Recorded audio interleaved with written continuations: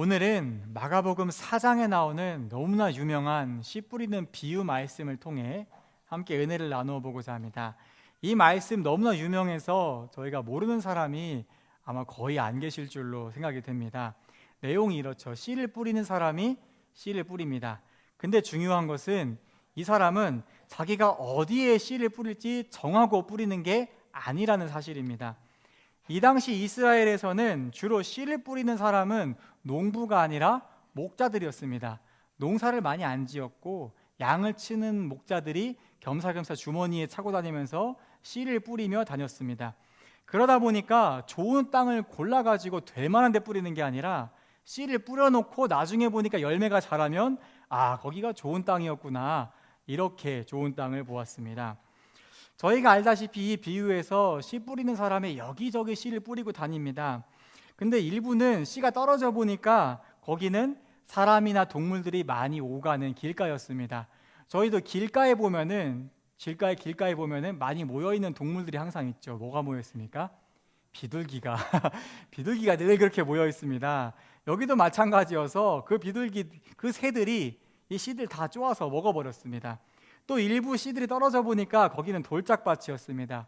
흙이 아주 얕았고 나머지는 돌짝이어서 뿌리를 내리지 못해서 말라 죽었습니다. 또 일부 씨들이 떨어져 보니까 거기는 가시떨기밭이었습니다. 사실 이 가시떨기와 비슷한 것이 저희 교회 종탑 아래 뒷뜰인데, 제가 2년 전인가 3년 전에 미래공동체 나르들과 함께 종탑 아래 그 흙 있는 곳에다가 상추도 심고 이런저런 채소들을 막 심어서 키워봤는데 나무가 많지 않습니까? 나무들에게 양분을 다 빼앗겨서 다 죽거나 또는 자라는데 맛이 없더라, 그렇게 되었습니다. 지금 이 씨도 그런 처지에 처한 것이죠. 또 일부는 씨앗이 떨어져 보니까 좋은 땅에 떨어져 가지고 거기서는 30배, 60배, 100배의 결실을 맺었더라, 성경은 이야기합니다. 이와 같은 씨 뿌리는 비유는 저희가 나눈 것처럼 어린 아이들이 들어도 이해가 될 만큼 너무나 쉬운 내용입니다. 하지만 그 이면에 담고 있는 영적인 의미는 결코 단순하지 않은 매우 깊은 의미를 가지고 있습니다. 예수님은 이 의미를 물어보는 제자들에게 일일이 다 풀어서 설명을 해주셨습니다. 그 말씀을 들어보면 이 비유에서 씨를 뿌리는 사람은 바로 예수님이시죠. 그리고 예수님이 여기저기 다니시며 뿌리신 씨앗은 무엇입니까? 바로 하나님의 말씀, 곧 예수님의 복음이라고 말씀하십니다. 그러면 이 씨앗들이 뿌려진 땅들은 어디일까요? 바로 그동안 두루두루 다니시면서 복음을 전하시고 선포하신 갈릴리 지역, 그 사람들의 반응을 의미합니다. 그래서 오늘 말씀 마가복음이 4장 1절에 씨 뿌리는 비유 말씀이 이렇게 시작합니다. 화면을 보시면 예수께서 다시 바닷가에 가르치시니 라고 시작합니다. 여기에 주목할 표현은 바로 다시라는 표현입니다. 예수님이 다시 나오셨다는 건 이번이 처음이 아니라는 것이죠. 그러면 마가복음에서 예수님은 바닷가에 몇 번째 나오신 걸까? 바로 3번째로 나오셨습니다. 첫 번째는 저희가 다 잘 알고 있는 때입니다. 언제일까요? 맞습니다. 갈릴리 해변에서 어부인 제자들을 나를 따르라, 사람을 낳는 어부가 되게 하리라, 그때가 바로 첫 번째입니다. 두 번째는 세리, 레위, 마태를 제자로 부르실 때입니다. 두 번째 바닷가에 나가셨을 때는 어부들과 함께 이미 갈릴리 한 바퀴 도시면서 이 복음을 전한 후였기 때문에 그때 큰 무리가 나왔습니다. 근데 마가복음 2장 13절 말씀에서는 그때 나온 큰 무리들이 대부분 다 죄인과 세리들이었고, 그래서 예수님은 그 사람들과 함께 식탁을 나누시면서 이렇게 복음을 전하셨다 말씀하고 있습니다. 그리고 3번째로 다시 나오신 때가 바로 오늘 말씀 4장 1절입니다. 예수님은 다시 한번 갈릴리를 또 한 바퀴 도시면서 복음을 전하시고 바닷가로 나오셨는데, 오늘 말씀 4장 1절 말씀 화면 보시고 함께 저희 합독하겠습니다. 네, 그 다음입니다. 네, 그 다음 말씀. 네, 이 말씀 함께 합독하겠습니다. 시작. 예수께서 다시 바닷가에서 가르치시니 큰 무리가 모여들거늘 예수께서 바닷가에 배에 올라 앉으시고 온 무리는 바닷가 육지에 있더라. 예수님이 세 번째로 나오실 때는 바닷가에 큰 무리가 모였다고 기록하고 있습니다. 특별히 이 말씀에 나온 큰 무리는 원어로 보면은 최상급 표현입니다. 무슨 말이냐면 지금까지 바닷가에 나왔던 사람 중에 가장 많은 사람들이 몰려 나왔다. 얼마나 많이 나왔냐면은 예수님이 바닷가에 서서 말씀을 전하시지 못하고 배에 올라타서 말씀을 전하셔야 할 만큼 서 계실 자리가 없을 만큼 사람들이 몰려들었더라. 성경은 그렇게 이야기하고 있습니다. 예수님은 그곳에서 배에 오르셔가지고 그동안 내가 갈릴리를 다니면서 그동안 전파하신 복음이, 그동안 나타내신 이적들과 그런 능력들이 다 어떤 의미인지, 대체 무엇을 행하신 것인지를 비유로 말씀하시는데, 그 비유가 바로 오늘 저희가 함께 나누는 씨 뿌리는 비유입니다. 그래서 사실 씨 뿌리는 비유는 이런 분위기의 말씀입니다. 내가 그동안 갈릴리를 막 두루 다니면서 씨를 뿌려보았는데 어떤 사람들은 길가와 같아서 뿌려진 씨가 다 빼앗기고 그냥 굶어 죽었더라. 또 어떤 사람들은 보니까 돌짝밭 같아가지고 내가 뿌린 씨들이 뿌리를 내리지 못하고 말라 죽더라. 또 어떤 사람들은 그 가시떨기 나무와 같아가지고 세상의 근심, 걱정, 염려, 불안함에 얽매여서 다 양분을 빼앗겨서 말씀들이 죽더라. 그런데 어떤 사람들은 좋은 땅 같아가지고 그 열매가 30배, 60배, 100배가 열리더라. 들을 귀 있는 자는 들으라. 이렇게 말씀하셨습니다. 예수님이 그동안 갈릴리를 다니시면서 뿌리신 이 복음이라는 씨는 사실 저희가 너무나 잘 알고 있는 마가복음 1장 15절 말씀의 내용입니다. 마가복음 1장 15절 말씀 함께 합독하겠습니다. 시작. 때가 찼고 하나님 나라가 가까이 왔으니 회개하고 복음을 믿으라. 그동안 예수님이 갈릴리를 다니시면서 행하신 모든 사역들이 사실은 바로 이 하나님 나라의 복음, 때가 찼고 가까이 왔으니 우리가 돌이켜야 할 그 하나님 나라의 모습을 선포하신 사역들이었습니다. 비록 사람들의 눈에는 그저 예수님이 좋은 말씀을 주시는구나, 병 고쳐주시는구나, 이적을 행하시고 귀신 쫓아내시는구나 이렇게만 보였지만 사실은 그 모든 사역들이 하나님 나라가 바로 여기 있으니 회개하고 복음을 믿으라, 이런 복음의 씨앗을 뿌리신 사역들이었습니다. 이러한 맥락에서 오늘 말씀에 씨 뿌리는 비유는 오늘을 살아가는 우리에게도 동일한 질문을 던집니다. 화면을 보시고 함께 읽어보겠습니다. 시작. 우리의 삶에 예수님의 복음은 어떻게 자라고 있는가? 오늘은 이 질문을 마음에 품고 비유를 통해 하나님 나라의 복음을 함께 나누고자 합니다. 먼저 첫째 함께 읽겠습니다. 시작. 복음의 씨앗은 틀림이 없습니다.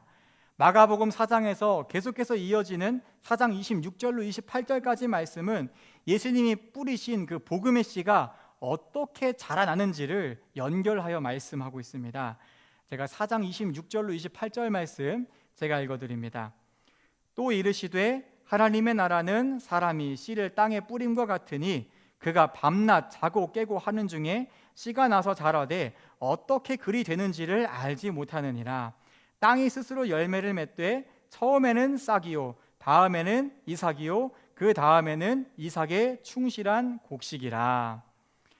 이 말씀에서 강조하는 복음의 씨의 특징이 하나가 있습니다. 바로 씨앗은 틀림이 없다. 이 복음은 틀림이 없다는 사실입니다. 그래서 온전히 뿌려지기만 한다면 반드시 싹을 트고 이삭을 내고 열매를 맺습니다. 그렇기 때문에 성경은 그 씨앗을 품는 땅의 상태가 너무나 중요하다, 이것을 이야기합니다. 여러분, 저희들이 먹는 채소, 야채, 작물 중에 친환경, 유기농이라고 붙은 그런 작물들이 있습니다. 특징이 무엇입니까? 비싸죠. 일단 비쌉니다. 맛도 더 있는 것 같긴 한데 그보다 비쌉니다. 네. 왜 이렇게 땅이 비쌀까? 그렇죠? 왜 이렇게 작물이 비쌀까? 이 친환경 작물의 기준이 무엇인지 아십니까? 사실 친환경 유기농 작물은 좋은 품종이 아니라 좋은 땅의 기준이 있습니다. 얼마나 좋은 품종을 뿌리느냐가 아니라 얼마나 좋은 땅에 심은 작물이냐, 그게 친환경 유기농의 기준입니다. 우리가 일반적인 농사에서 농약을 사용하면은 식물이나 저희가 채소에 묻은 농약은 어떻습니까? 사실 금방 씻겨 나갑니다. 비가 내리거나 가정집에서 물로 씻으면 될 정도로 농약은 잘 씻겨나갑니다. 근데 농약은 땅에 뿌려지면 씻겨나가질 않습니다. 땅에는 농약이 아주 오래 남게 되는데, 그럼 얼마나 시간이 지나야 이 땅이 깨끗해질까? 토양마다 다른데 평균적으로 1년, 한 달이 지나면은 농약의 50%가 남게 됩니다. 3개월이 지나면 농약의 12%가 남게 되고, 5개월이 지나면 3% 농약이 남게 됩니다. 그러면 얼마나 더 지나야 농약이 아예 없는 깨끗한 땅이 될까? 최소 2년에서 평균 3년이 지나야, 이 3년 동안 농약을 일체 쓰지 않아야 그 땅은 유기농 땅이다, 친환경 땅이다 라고 이야기합니다. 사실 어려운 일이죠. 3년 동안 농약을 쓰지 않고 농사를 짓는다는 건 굉장히 어려운 일입니다.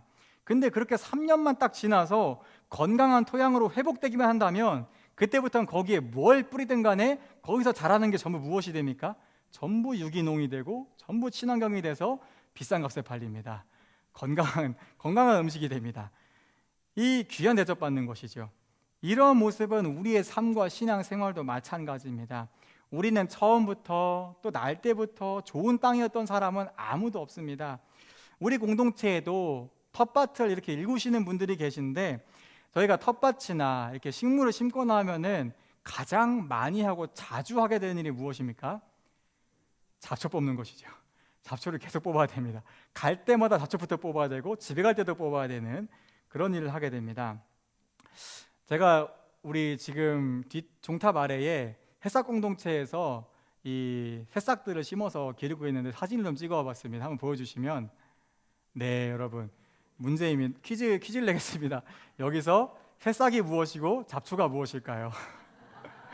이것을 구분할 수 있다면 여러분은 거의 농부라고 할 수 있어요. 네, 그 다음 사진도 보겠습니다. 이 중에 새싹은 무엇이고 잡초는 무엇일까요?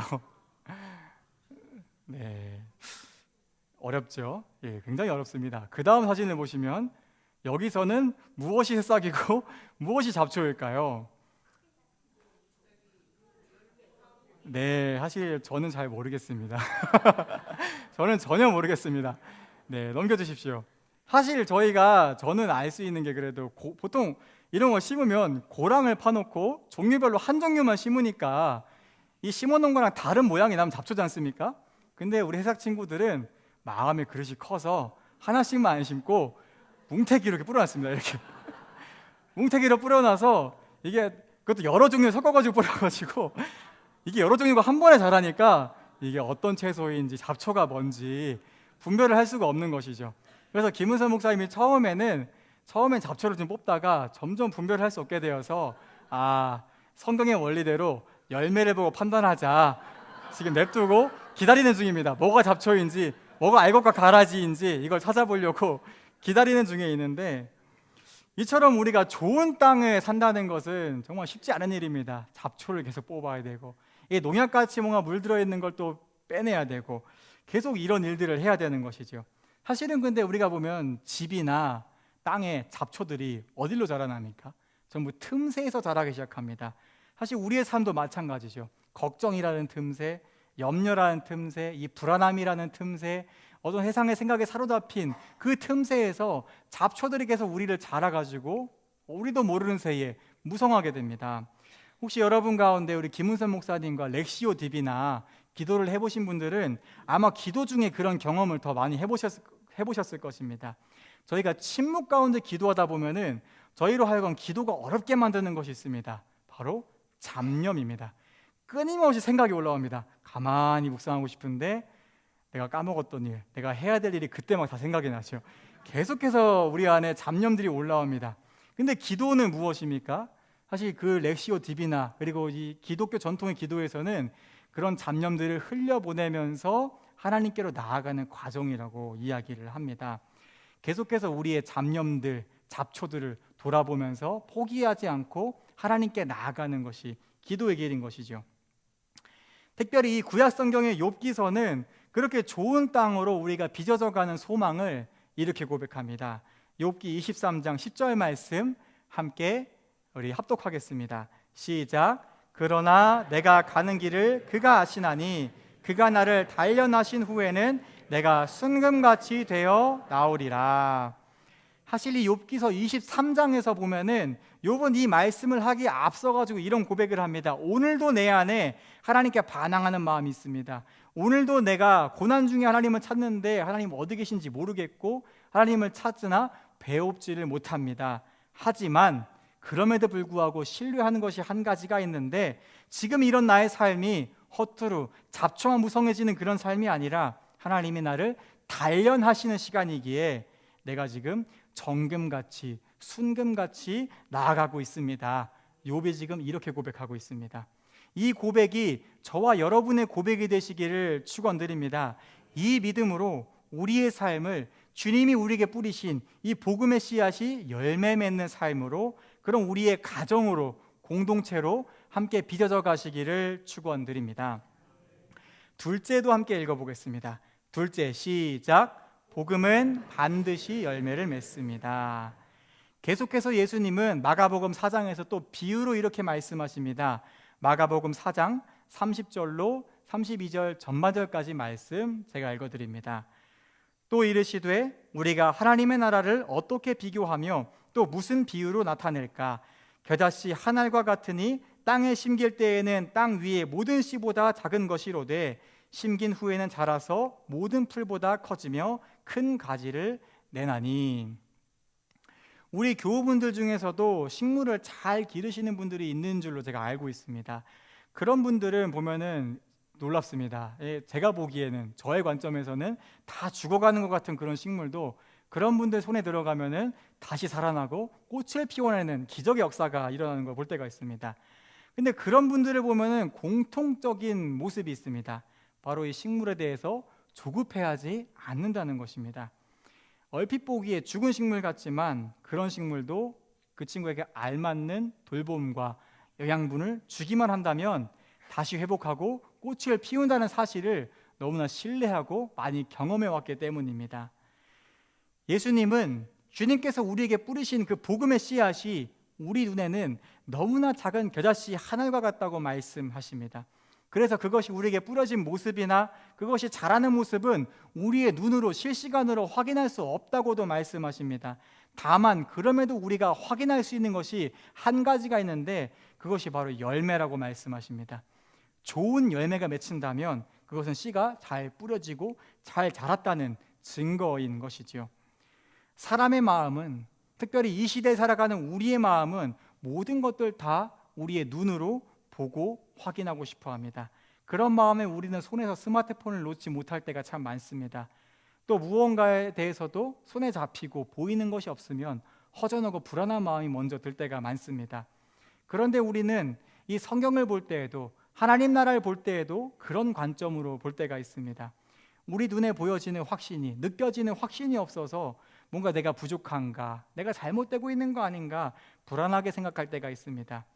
이런 관점은 우리 자신뿐만 아니라 다른 사람을 볼 때에도 마찬가지입니다. 특별히 우리가 누구를 그렇게 봅니까? 사실은 가장 가까운 가정에 있는 어떤 배우자나 자녀들을 볼 때 그런 불안함의 관점으로 볼 때가 많습니다.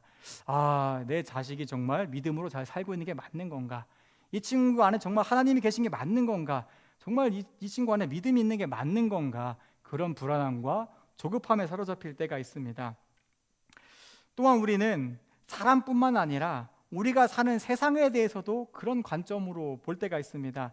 지금 세상에 보여지는, 눈에 보여지는 딱 이 모습만 가지고 왜 하나님은 일하시지 않는가? 왜 하나님 침묵하시는가? 어찌하여 우리를 도우시지 않는가? 쉽게 실망하고 낙심할 때도 있습니다. 하지만 예수님은 이 복음이 뿌려지고 자라는 것은 어떻게 그리 되는지 알 수가 없다고 말씀하십니다. 특별히 우리로 하여금 더욱 알 수 없게 만드는 것은 우리가 복음을 일로 바라보기 때문입니다.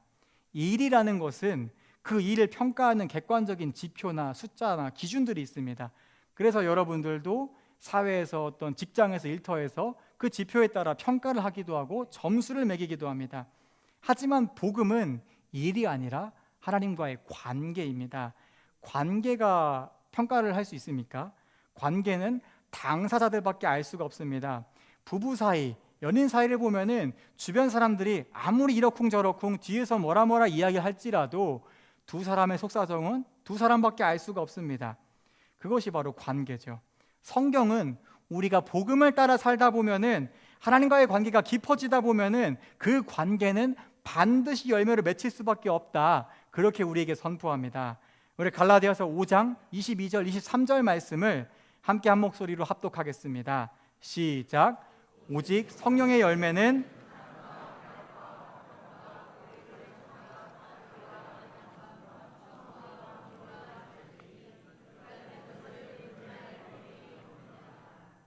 오늘은 이 유명한 말씀에서 9개 열매가 아니라 마지막 노란색으로 표시된 말씀만 다시 한번 읽어보겠습니다. 시작.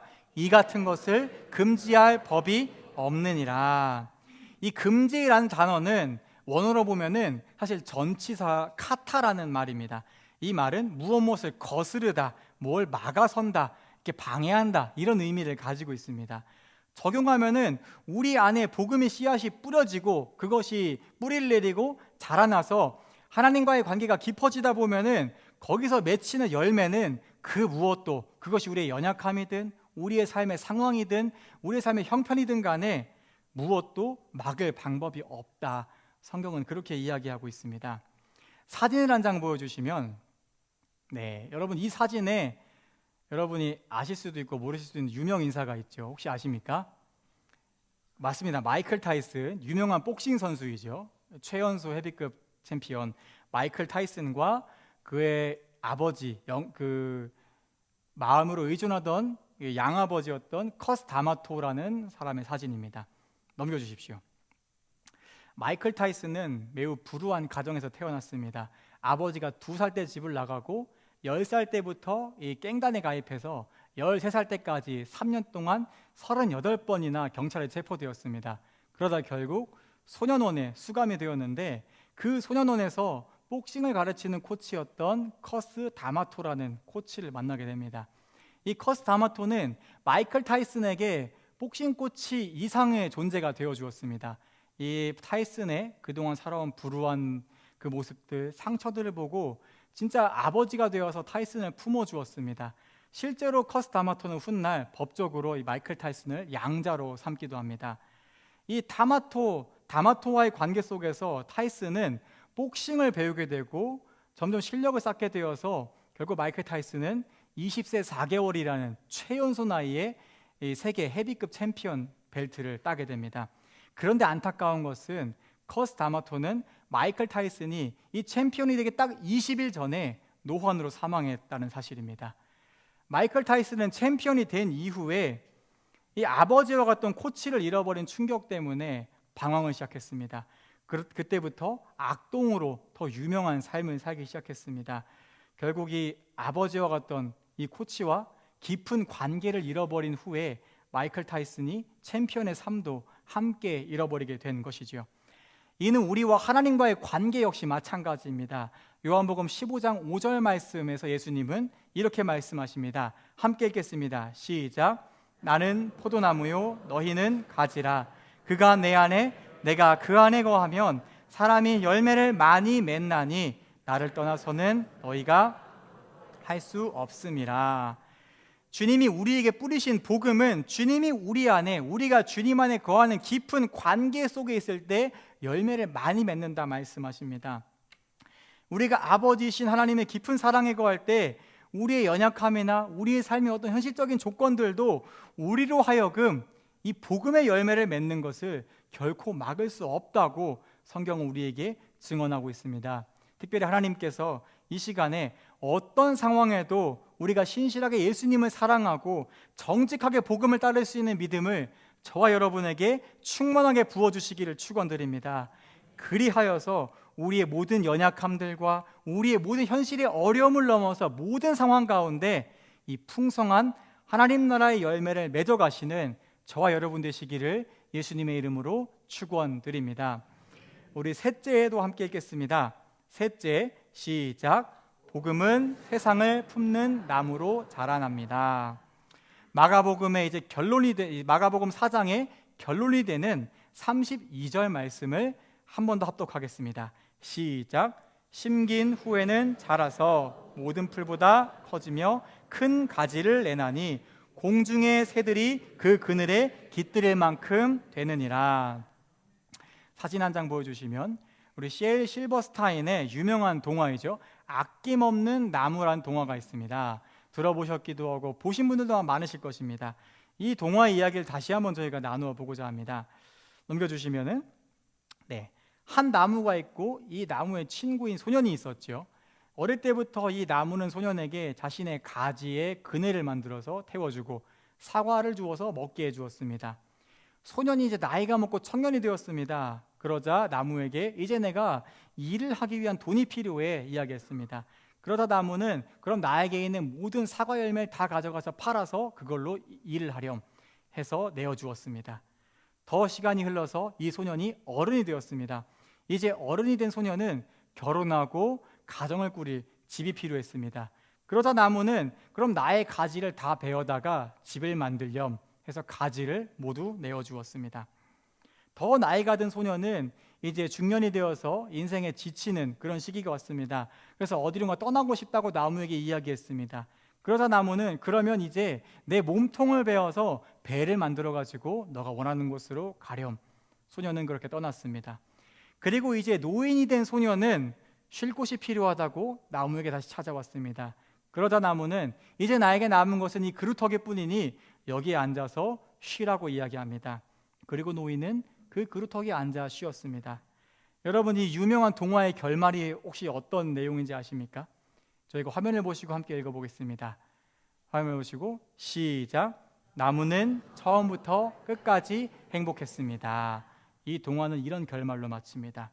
이 나무의 모습이 바로 오늘 말씀에 나오는 씨 뿌리는 비유, 예수님이 뿌리신 이 복음의 결론이기도 합니다. 예수님이 우리의 삶에 뿌리신 복음의 씨앗은 세상의 성공이나 기회나 안정이라는 그런 열매를 맺는 품종이 아닙니다. 아낌없이 주는 나무처럼 누구든지 와서 하나님의 사랑을 누리고 그 평화를 누리는 하나님의 나무로 자라는 씨앗입니다. 어떤 상황일지라도 우리에게 주신 것이 작은 것일지라도 우리가 그걸 함께 나누고 내어주는 그 사랑을 통해서 우리는 이 하나님의 나무로 함께 자라감을 기억하시기를 바랍니다. 그런 나무의 삶은 이 땅에서부터 이미 하나님 나라의 삶을 살아가는 것이기 때문에 그 나무는 이 아낌없는 나무처럼 처음부터 끝까지 행복했다고 고백할 수 있습니다. 저와 여러분이, 특별히 우리 금성 공동체가 우리에게 주신 이 청지기의 비전을 따라서 잘 나누고 섬기고 사랑함으로써 처음부터 영원까지 행복한 이 하나님의 나무로 함께 자라가기를 예수님의 이름으로 축원드립니다.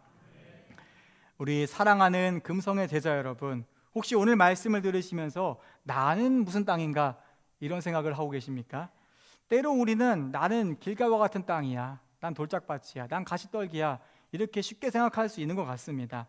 그러나 사실 오늘 말씀에서 좋은 땅은 이미 정해져 있습니다. 바로 연약함에도 불구하고 믿음으로 예수님을 따르길 포기하지 않는 제자들이 바로 예수님 말씀하신 좋은 땅들입니다.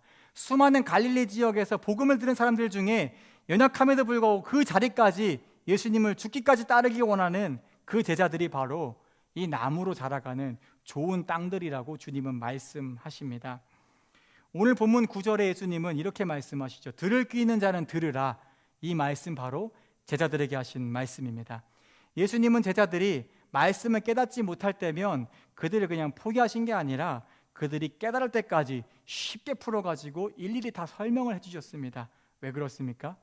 그들이 바로 지금은 미약해 보이고 지금은 연약하고 흔들려 보여도 그 속에 복음의 씨앗을 품은 하나님의 좋은 땅들이기 때문입니다.